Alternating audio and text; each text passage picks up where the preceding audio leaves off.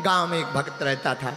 भगत तो भगत होते, धन की कमी, किसी ने कहा लक्ष्मी की पूजा करो, लक्ष्मी की पूजा करने लगा,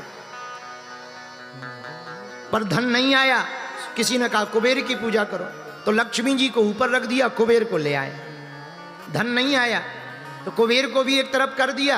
किसी ने कहा शंकर जी की पूजा करो, भोले भंडारी हैं, दे देंगे मटेरियल, शंकर जी की पूजा करने लगे। धन नहीं आया।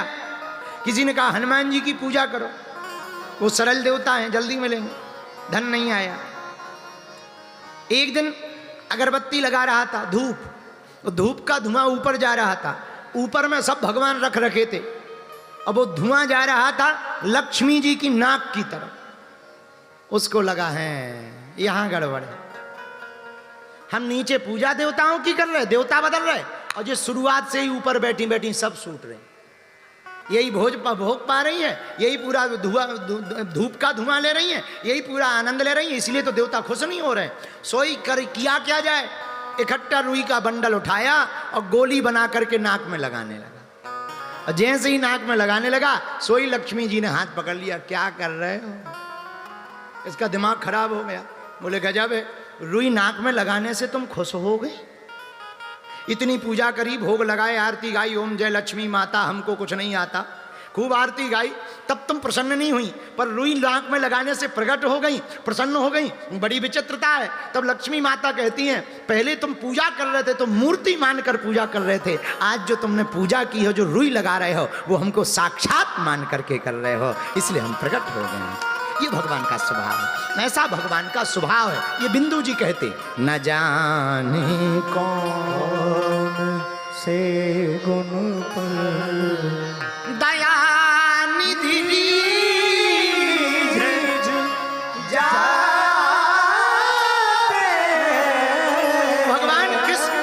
भगवान किस गुण पर रीझ जाए कोई ठिकाना नहीं है। व्यास जी महाराज का मुंह लटका है, नारद जी समझा रहे, किस गुण पर भगवान रीझ जाएंगे कोई ठिकाना नहीं है। इसलिए व्यास जी तुम तो उनका भजन करो। अरे हमको ही देखो, नारद जी कह रहे पूर्व जन्म में हम दासी पुत्र थे, आज ब्रह्मा पुत्र नारद हो गए हैं। हाँ, अब नारद जी अपने पूर्व जन्म की कथा सुनाने लगे। इस बात को बोल के विराम कर लेंगे। महाराज नारद जी बता रहे, हम पूर्व जन्म में दासी पुत्र थे, हमारी माँ घर घर जा करके चौका चूल्हा करती थी, भोजन मिलता था, उसी से गुजारा चलता था। एक दिन गांव में संत आए, गांव वालों ने हमारी सेवा लगा दी, माता जी की ड्यूटी लगा दी। हम बच्चे ही थे छोटे से, माता जी भंडारा बनाने लगी, हम छोटे ही थे, संतों के पास बैठवे, बढ़िया संत रोज बढ़िया कीर्तन सुनावे, हम भी छोटे छोटे नन्हे नन्हे हाथों से ताली बजावे, कीर्तन गावे, संत बढ़िया मीठी मीठी भगवान की कथाएं सुनावे, हम भी सुबह शाम कथा सुनवे। सुबह होवे सो संतों को हम कभी फूल ले आवे, कभी उनके कपड़ा उठा देवे, कभी बर्तन धो देवे, कभी नेक सो लोटा उठा के धर देवे। महात्मा भी बड़े खुश होके आशीर्वाद दे, जा लाला जुग जुग जी, बहुत बढ़िया है। और रोज महात्मा हमको लाड़ प्यार देवे, रोज चरणामृत देवे, रोज भगवान का प्रसाद देवे। धीरे धीरे चातुर्य मास बीतने लगा। चातुर्य मास का महीना चल रहा था। 4 महीने महात्मा कहीं चलते नहीं, उसी को चातुर्य मास कहते हैं।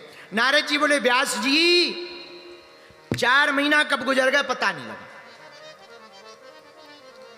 कब निकल गए 4 महीना। 4 महीना पूरे भय सो महात्मा जाने लगे। महात्मा जाने लगे तो नारद जी बोले, व्यास जी हम थे तो बच्चे ही, पर हमारा मन इतना महात्माओं में लग गया, हम भी पीछे पीछे जाने लगे। बेटा कहाँ जा रहे हो? गुरुजी जहाँ तुम जा रहे हो सो हम जा रहे। अरे बेटा तू छोटा बच्चा है, माता जी को पूछ ले पहले, माता जी आज्ञा दे दे सो आ जा, वरना माता जी गाली बकेंगी जिंदगी भर कि हमने बावन के चरणन में अपनी छोरा को लगायो तो, और ये बाबा हमारे छोरा को ही बाबा बना के ले गया, गाली बकेगी। इसलिए तुम वापस लौट जा, माँ से आज्ञा लिया, माँ कह दे तो आ जा। नारद जी बोले, व्यास जी हमें तो पता था हमारी माता जी आज्ञा देने वाली नहीं है, तो करें क्या? महाराज आप माता जी तो आज्ञा देंगी नहीं, आप ही कोई उपाय बताओ। छोटा सा बालक संतों से प्रार्थना करने लगा। संतों ने कुछ नहीं किया, माला दे दी, ले बेटा ये माला ले ले, भजन कर। सुन, जब माता जी आज्ञा दे दे, जब तू बड़ा हो जा सो हमारे पास आ जाइए। और ऐसा कह के पूरे महात्मा उत्तर दिशा में चले गए। नारद जी बोले, व्यास जी महात्मा तो उस तरफ चले गए, हम घर आए, मन नहीं लग रहा। चित्त चोर छलिया ने चित्त को चुरा लिया, हमारा मन चुरसा गया, जैसे किसी ने हरण कर लिया हो। नारद जी बोले अब तो हम दिन रात एक ही काम करते, क्या? माला लेवे, सीताराम सीताराम सीताराम सीताराम सीताराम सीताराम, जो मंत्र दिया वही भजन करें दिन भर, सुबह होवे शाम होवे। अब माता जी की धड़कन तेज है गई। अच्छा, माताओं को एक ही दिक्कत है, बेटा डकैत बन जाए कोई दिक्कत नहीं, बेटा चोर बन जाए कोई दिक्कत नहीं, बस बेटा बाबा ना बन पाए, इसकी सबसे बड़ी दिक्कत किसी को होती है तो माता जी को होती है। हम तो आफत से वर्तमान में जूझ रहे हैं। नारद जी बोले व्यास जी हमारी माता जी की धड़कन तेज है गई। उसी समय एक ज्योतिषी बाबा आ गए, ओ मैया कुंडली दिखवा। अरे महाराज तुम भले आ गए, बहुत अच्छे आए, आओ आओ आओ, बैठो महाराज बैठो महाराज जरा कुंडली देखो। क्या देखना है महाराज? एक ही बालक है, बस रुनक झुनक करती हुई छोटी सी दुल्हनिया आ जाए, सोई काम बन जावे। नारद जी बोले व्यास जी हम भीतर बैठे सुन रहे थे कि लो माता जी तो गले में एक खतरनाक घंटी बांधने वाली हैं। शादी भैया बड़ी खतरनाक घंटी है, जिसकी हो गई वो भी रो रहा, जिसकी नहीं भई वो भी रो रहा है। बोलो सीताराम। पर हमको इस गिनती में मत लेना, अपन गिनती से ही बाहर हैं। बोलो सीताराम। बाकी जिनकी हो गई उनकी धड़कन से पूछो, कहे भैया कितने खुश हो, घर वाली बगल में हो, सब ठीक है महाराज। अकेले में पूछो कैसी बीत रही, महाराज जैसी बीत रही, इससे अच्छे तो सन्यासी हो जाते, हाँ बाबा ही हो जाते सो बढ़िया। बुरी हालत खराब है, हंस नहीं सकता। हम कथा में जोड़ा से देखते हैं, कई लोग जोड़ा से आते हैं तो वो पत्नी को देख देख हंसते। तो एक बार हमने अपने चेला से पूछा, हमको और तो सब ठीक है, हम कोई भी बात बोलते हैं तो तुम पत्नी को देख देख क्यों हंसते? बोले गुरुजी कई बार डर रहता है कि हम ओवर ना हंस जाएं तो ये घर जाके क्लास ले लें।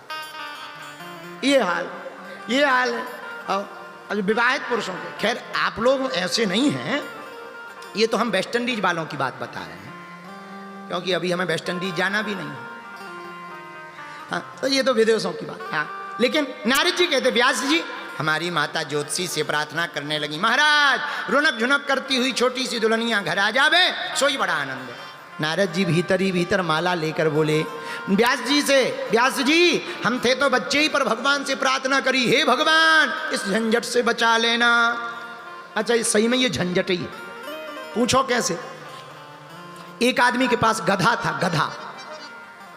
अच्छा गधा होते ही है लोगों के पास, अब जरूरी नहीं कि 4 पैर का हो या 2 पैर का, गधे तो गधे हैं। एक आदमी के पास 4 पैर का गधा था, गधा। और वो मालिक इतना गजब का था कि उसने अपने गधे को हिंदी में सिखा रखा था। हाँ, उससे कुछ भी पूछो हाँ बोलता था।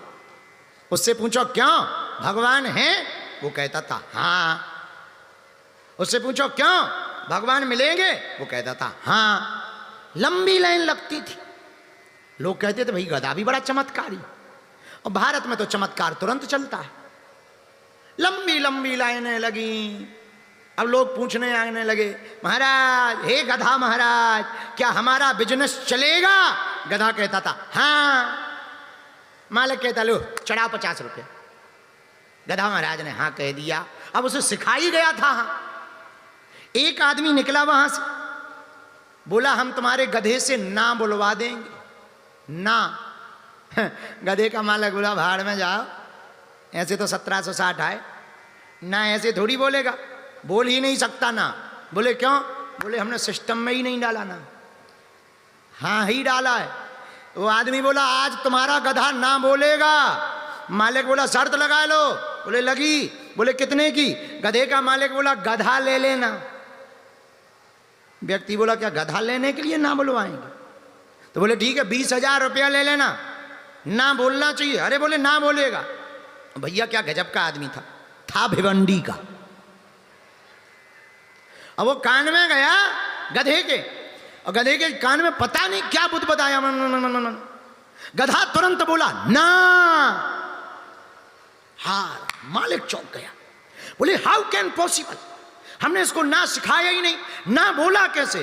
पहले व्यक्ति बोला 20,000 दो, पहले 20,000 ले लिए, अब धीरे से बोला 20 और ले लो, पर ये बताओ ये ना बोला कैसे? तो बोला हमने इससे पूछा शादी करेगा?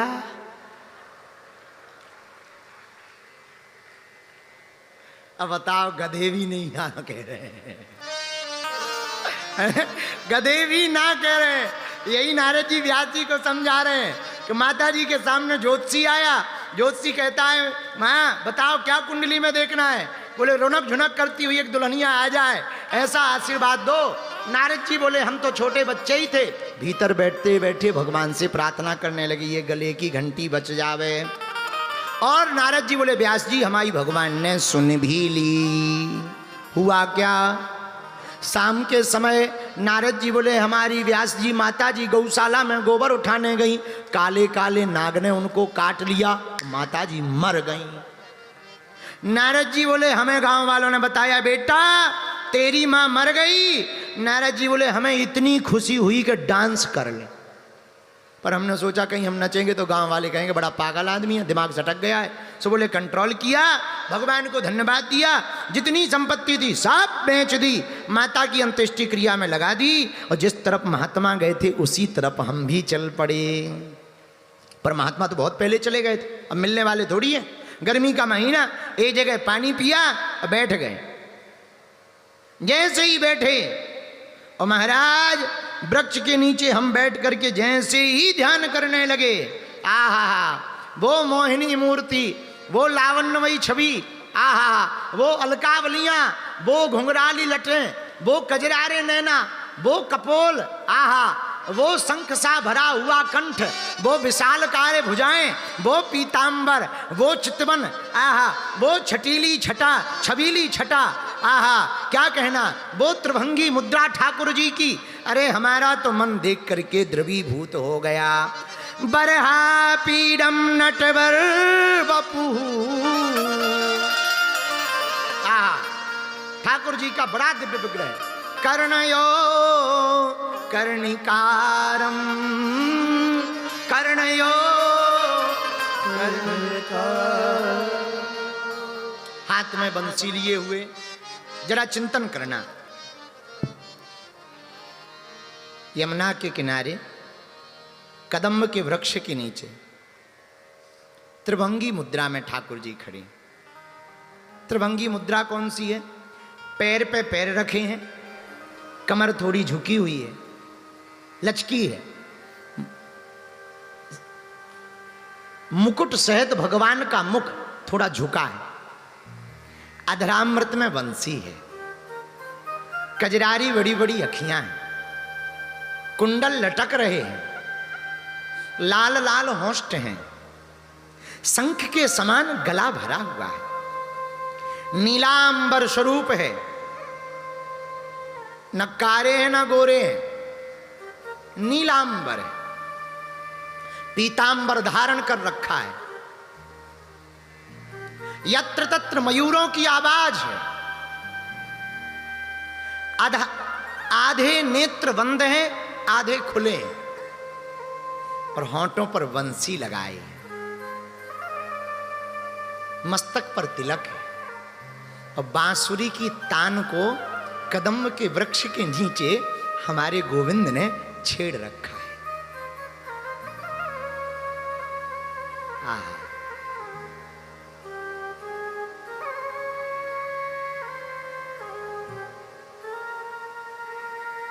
व्यास जी इस त्रिभंगी मई मुद्रा में हमारा चित्त चिवक गया, हमारे चित्त में चित्त चोर चिवक गए। व्यास जी अब तो मानो लगा यही सब कुछ है, लेकिन एक घटना हो गई। क्या क्या हुआ नारद जी, क्या हुआ? व्यास जी थोड़ी ही देर में जो विग्रह प्रकट हुआ था ना, बड़ा लावण्यमय, छलिया, वो मनमोहन, वो कन्हैया, वो बनवारी बने, वो गिरधारी, वो गोविंद, वो गोपाल, वो रसीले नैना, वो कटीले नैना, वो अधरामृत, वो अलकल, वो घुंघराली लटकें, ये जो लावण्यमय स्वरूप था ना, ये गायब हो गया।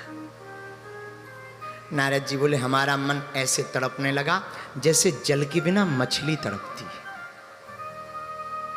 तब तक व्योम वाणी हुई, बेटा अभी तुम अपरिपक्व हो, परिपक्व हो जाओ तो हमारे नित्य दर्शन करो।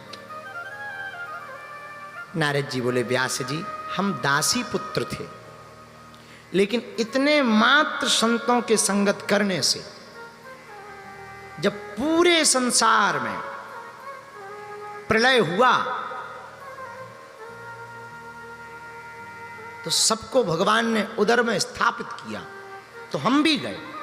पर दोबारा जब सृष्टि की रचना ब्रह्मा ने की तो मात्र इतने संतों के संग करने से दासी पुत्र से हम ब्रह्मा पुत्र नारद बन गए। ये भगवान की कृपा है। व्यास जी आप भी उन गोविंद को पुकारो, आप भर भी कृपा हो जाएगी। इतना कहते ही व्यास जी के अंदर भागवत के श्लोक प्रस्फुटित होने लगे। भागवत 18,000 श्लोकों में श्रीमद् भागवत की रचना हुई। 12 स्कंद हैं, 335 अध्याय हैं, 18,000 श्लोक हैं।